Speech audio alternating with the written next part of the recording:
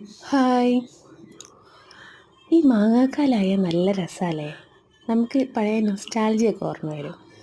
പണ്ട് മാങ്ങ പൊട്ടിക്കാൻ പോയതും ചീത്ത കേട്ടതും അങ്ങനെയുള്ള കുറേ കാര്യങ്ങൾ എനിക്ക് ഓർമ്മ വരും കേട്ടോ. ഇത് ഞങ്ങളുടെ വീട്ടിലത്തെ മാങ്ങയാണ് കേട്ടോ.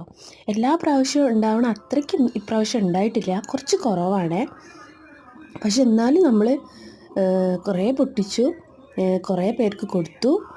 അങ്ങനെ ഇപ്പം ഞാൻ വീട്ടിലെത്തിയപ്പോൾ കുറച്ച് പൊട്ടിക്കുകയാണ് കേട്ടോ. ഇത് നമ്മൾ തന്നെ വീട്ടിലുണ്ടാക്കിയ തോട്ടിയാണ് കേട്ടോ. ഞങ്ങളിവിടെ തോട്ടി എന്നാണ് കേട്ടോ പറയുക. ഇതുകൊണ്ട് സുഖമാണ് കേട്ടോ മാങ്ങ പറിക്കുക. ഇതിപ്പോൾ മേടിക്കാനൊക്കെ കിട്ടും, പക്ഷെ ഇത് നമ്മൾ ഹോം മെയ്ഡാണ്. പിന്നെ കുറച്ച് ചെനച്ച മാങ്ങയില്ലേ, പച്ച മാങ്ങയല്ല, നല്ല പഴുത്തതുമല്ല, കുറച്ച് ചെനച്ചത് പറയുമ്പോൾ കുറച്ച് മധുരം ഉണ്ടാവും. ആ മാങ്ങ ഇങ്ങനെ അരിഞ്ഞിട്ട് മുളക് പൊടിയും ഉപ്പൊക്കെ ഇട്ട് കഴിക്കാൻ നല്ല രസമാണ് കേട്ടോ. ശരിക്കും പച്ചമാങ്ങേനേക്കാളും ടേസ്റ്റ് ഇങ്ങനെ കഴിക്കാനാണ് തോന്നുന്നത്.